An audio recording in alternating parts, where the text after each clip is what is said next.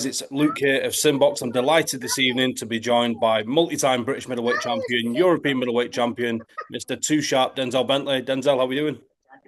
I'm good, thanks, man. Yourself? Yeah, really good. And yeah, really good to have you on the channel and to have some fight news in the pipeline. It's been a long time coming. I'm sure Finally. it's a massive relief for yourself to have a big fight coming up.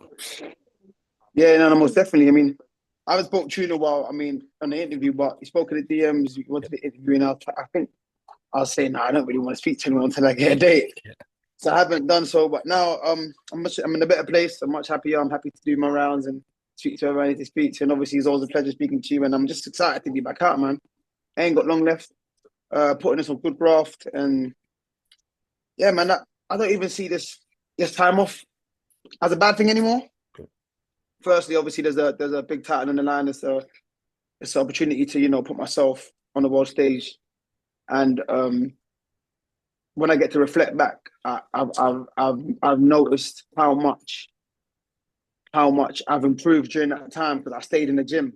Yeah. So I've had a year of just graft, like nothing to get ready for, no pressure for anything, just a lot of frustration, but also a lot of learning and grafting and nurturing my skills. So hopefully I can produce that. I plan to be able to produce that and show what, my improvements on April 4th. Absolutely, and we'll try and do this in some sort of chronological order. So you last was out in December of 2024. You beat Brad Pauls convincingly. That looked like it was going to be a launch fight into something big in 2025. It didn't come to fruition. You say now, like if you like, you're at the end of the tunnel, looking back at the dark times of 2025 with no real fight news to talk of. Talk to me about the motivations and the improvement in focus in that time with nothing to fight for, if you like, just your self-motivation, keeping in shape with the possibility of something coming. How important it was during that time to keep mentally strong? Yeah, I mean, like Martin, obviously, he's like made Martin, my coach, by the way, Yeah. he's like kind of made, he's set a standard in the gym. Like, we stay in the gym as fighters. Even after a fight, we don't get too long off, unless obviously you got other responsibilities and stuff like that. But like we get a week off in general and come back and we're back in the gym. So we stay we stay pretty active. We stay in the gym in case opportunity pops up. And I'll be honest, most of my career, I've never really had a 12-week camp anyway. Okay. I'm always in the gym and ready to go. When something comes up, 4, 5, 6 weeks at best, like things come, to fruition. So it's like I did that whole year. I was like, just stay in the gym in case something comes up, because if I'm not in the gym and something comes up, I've got to now get fit enough to start camp, Yep. if that makes sense. And that kind of puts you back a little bit. Whereas if I stay, like, relatively fit and I can spar, I can do a few rounds, I can be here and there. When it's time to start camp, I'm fit enough to start pushing myself, pushing my limits, to start shifting weight or doing whatever I need to do, sparring heavier rounds and doing whatever I need to do. It's just a matter of tweaking my camping, adding things and taking things away that I shouldn't be doing, stuff like that. So we always stay in the gym anyway. Obviously, it's frustrating the whole year, not just not fighting, not earning any money really, because obviously you don't get paid unless we fight as fighters. Paying to still go to the gym and do what I need to do and live my life and pay bills and stuff like that. So frustration on that side was, it was there. But like I said, what's come out of it, looking back on it, I'm happy that I kept my head down and stayed in the gym and was able to just keep, nurturing my skills, because now I don't feel rusty at all. Like, no one that has sparred me can tell you I can tell you in box for a year. Mm-hmm. I've been in the gym, so that ring rust stuff, I don't think it will hit me like that. Yeah, it's good to hear you're in such a positive mindset. During 2025, you dip your toes into the media world, and a bit of commentary and whatnot. When you're Yeah. in and around the boxing circle like that, it was keeping your name out there, keeping your name relevant, your name on the lips of everybody around boxing. But was it also a resentment of, like, you're at these big events, you're at these shows, but you're not in the ring, you're on the other side of the rope. So it's kind of like a fine margin, if you get what I'm getting at there. You're in and No, around the events, 100%. you're not fighting yourself. Yeah, no, I wouldn't say resentment, just more like just the same thing, frustration. I'd be yeah, I'm happy I'm around all these big shows, I'm commentating, but I'm not ready for this side of my career yet. I know obviously I'm building towards something that I could potentially go into whenever time, but I'm like, I ain't ready for this side yet. I ain't ready for the commentary or punditry or speaking of. I'm not like, no, like, I'm not there yet, but I felt like all last year I was getting pushed into it more and more and more, because obviously I'm a bit of a name in the boxing world, and and obviously people like the information I give on boxing, on fight nights and stuff. So I can appreciate that, and I appreciate that people appreciate my knowledge on the sport. But overall, I was just like, I'm not ready, man. I'm not ready to be a commentator or pundit or whatever it is. I still need to fight, so I was itching to get back out, man. But that kept me afloat a bit, like just getting paid from that, and being able to be around shows and not be fully isolated from the sport. So yes, it wasn't all bad. It wasn't really a question I was going to ask, but just while we're on the spot, if we're talking about when the time comes for you to hang up the gloves, you've won multiple middleweight world titles. Would you say you're more inclined to go down the line, the route of punditry and commentating, as opposed to maybe becoming a trainer or something? Is that the way you'd see yourself staying in the game? Yeah, possibly though, but like my mind changes every week, man. Like 1 minute I feel like, oh, like I can do the coach, and then I'm like, nah, punditry, and then I'm like, I might not want to be around it at all. I'd probably just want to disappear and just enjoy family time. I've given a lot of that. I haven't been boxing all my life, but I've given a lot of my life to boxing since I've started. You know what I mean? So there's probably a lot to catch up on outside once I'm done, but I ain't done anytime soon. So by the time I'm done, maybe I'd have made up my mind and see whether I want to be around it or not. Interesting. We wait to see. Like I said, there's many a world title to be won before then. Starting with Endry Saavedra on the undercard of Derek Chisora against Deontay Wilder. So it's a massive platform. It's a massive opportunity. How much do you know of Saavedra? Is he someone that you can see posing you too many problems? I mean, look, we've been meaning to fight for over, like I'm gonna say over about a year now. So I've watched him, I've looked at him, I've seen what he does, what he's capable of. I've seen some good fights of his, and he's a dog, man. He's a dog, man. He's up for a scrap. He's a solid guy, tough man. Similar KO record to mine, so he can punch as much as I can. And he's dangerous, man. He likes to come forward and bang. So a lot I need to look out for. I mean, in terms of pros and problems for me, you have to find that on the night. But I know there's a lot I need to look out for. So the interim WBO world title is going to be on the line. Um, is that how do you feel about it being the interim title? We'll talk about Janibek in a second, but after this I mean, like, grind, staying down the WBO route, it's almost like a falsehood, if you like, isn't it? Because you're going to hold that title when there's wrongly still a world title reigning in that division in Janibek, because even though he's been suspended, he's still got that WBO title. Yeah, yeah, talk to me about the interim title being on the line. yeah, it's just a bit mad because firstly it was meant to be an eliminator. So it's like interim titles on the line, so upgrade from being an eliminator. But the reason why it's a interim title just like should make it be for the world title anyway, because Janibek has failed the drug test. You shouldn't have someone that has failed the drug test representing any governing body. He's been banned by his sanctioning bodies or governing body, whatever. So technically, he does not have a boxing license. He can't box.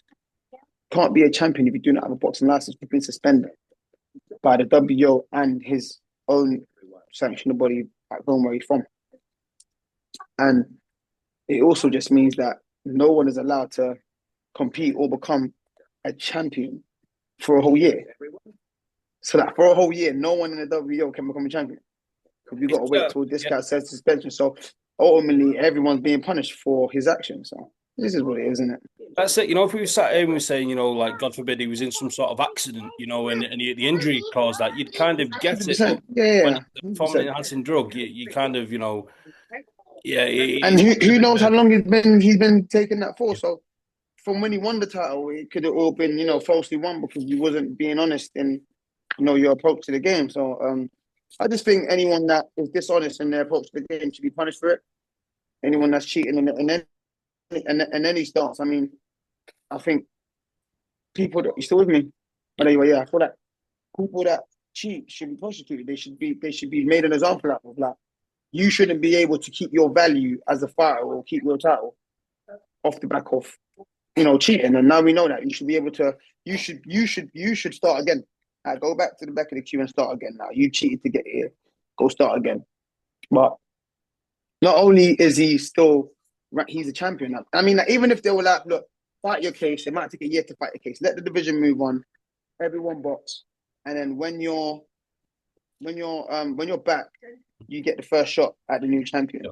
I'd even understand that, Yeah. but I don't even think he deserves that at this point. I think you've been caught cheating and you haven't proved your innocence. Or you can't prove your innocence.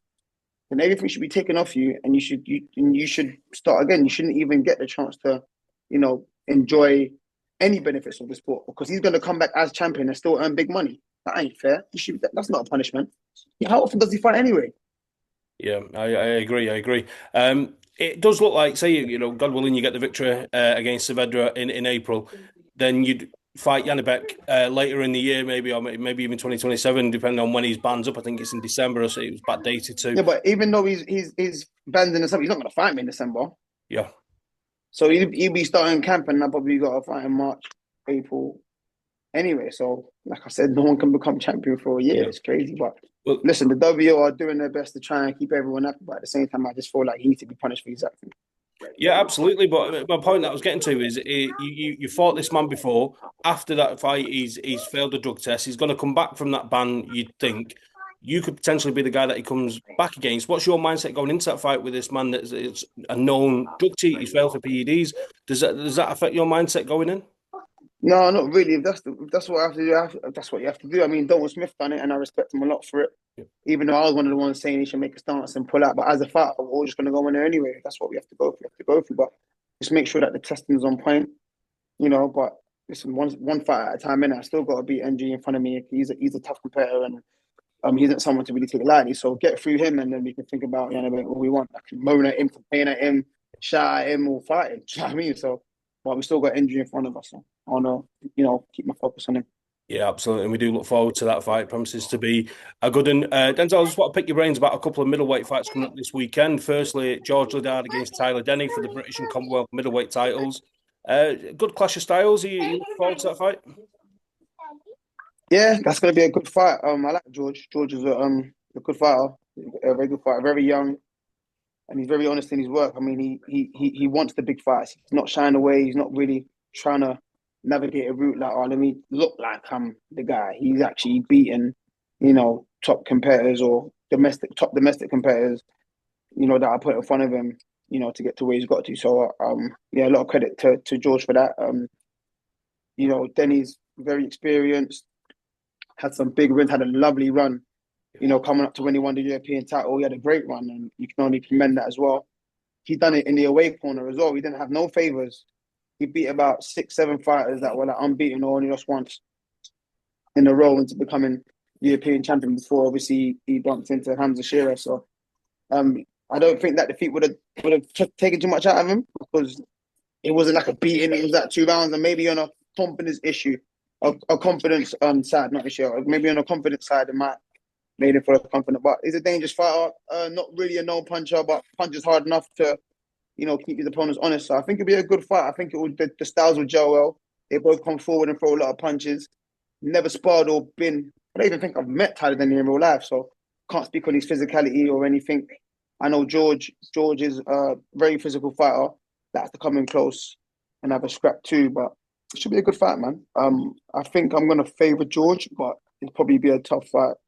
Yeah, we look forward to that one. Just saying there that you've never really sparred or come across Tyler Denny, it's almost like you guys, your careers are unparalleled, because for a long time that fight would have made a lot of sense, and then for one reason or another, obviously on separate paths, the fight never meshed. But that would have been an entertaining fight at some point in the no, past it's crazy, 100%. And I think at one point online, I think we even agreed that we can fight. I'm not quite sure, but I know I was meant to fight him in lockdown. First show back in lockdown. I got offered to fight Tyler Denny, and I said yeah. And then it just went quiet for a bit. I think the dates weren't released yet or whatever. And then when the dates did get released for the first show back from lockdown, or in lockdown rather, the opponent changed, and I ended up fighting Mick Hall.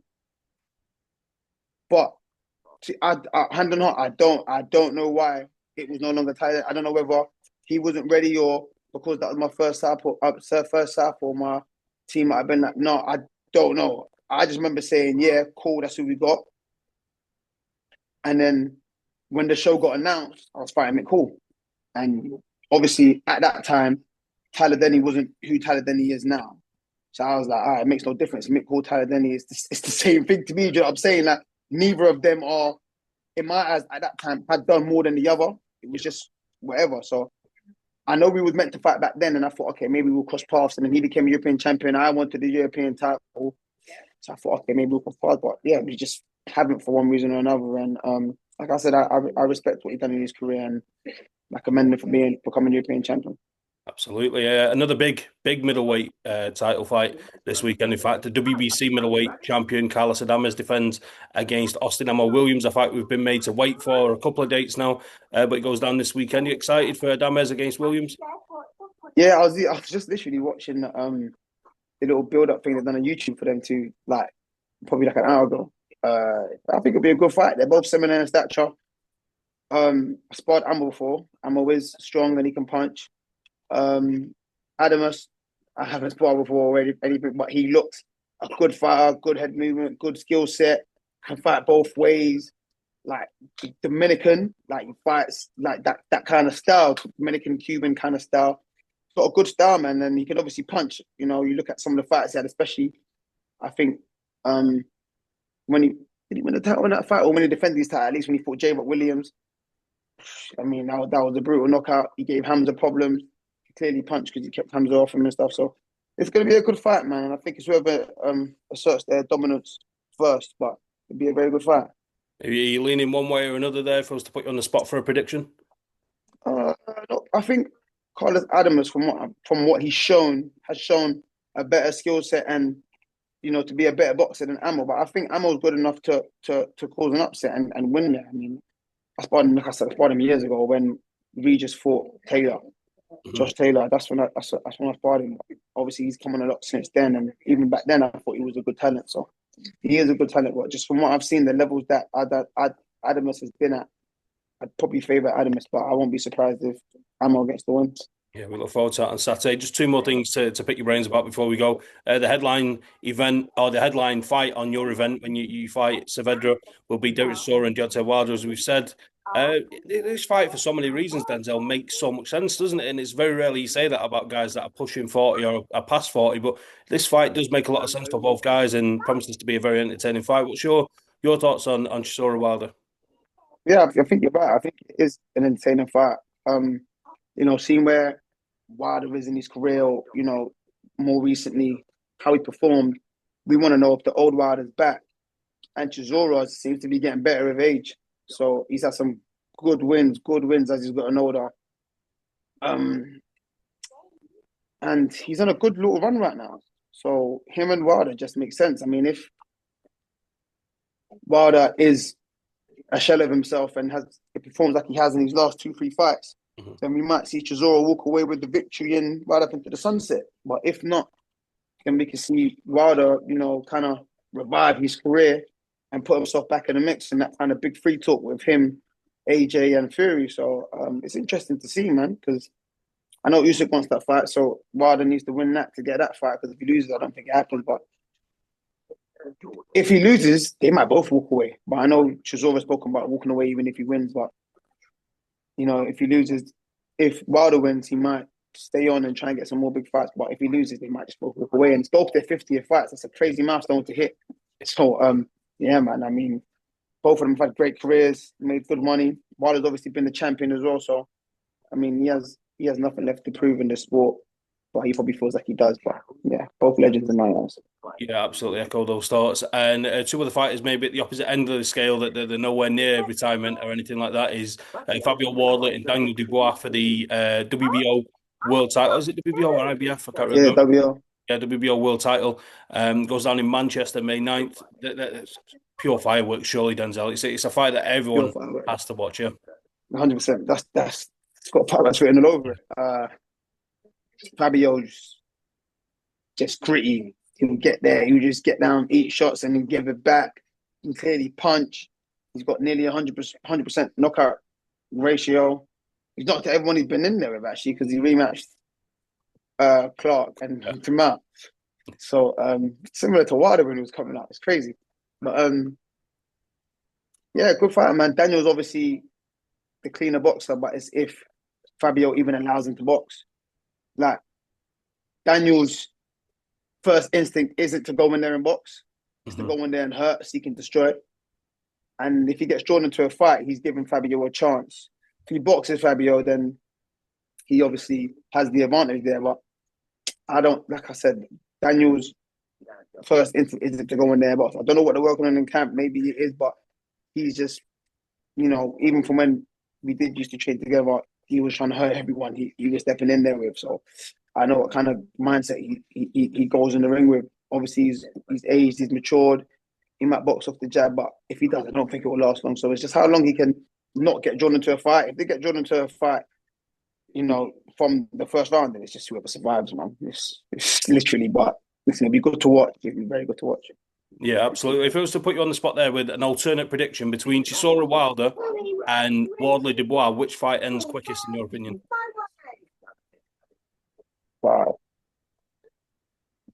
I think Dubois Wardley ends quicker. I think Chisora Wilder, they're both a bit old, so they might run out of steam about 5, 6, and then there's like loads of exhaustion punches coming out, bare arm shots. But Wardley and Daniel are a little bit more fresher. They'll have a little bit more spark for longer. Yeah, we look forward to that. Denzel, as always, man, it's an absolute pleasure to have you on the channel. I really appreciate your time, and I wish you the very best of luck with fight camp and with the fight itself. So thanks for speaking to Simbox. Cheers, man. Nice one.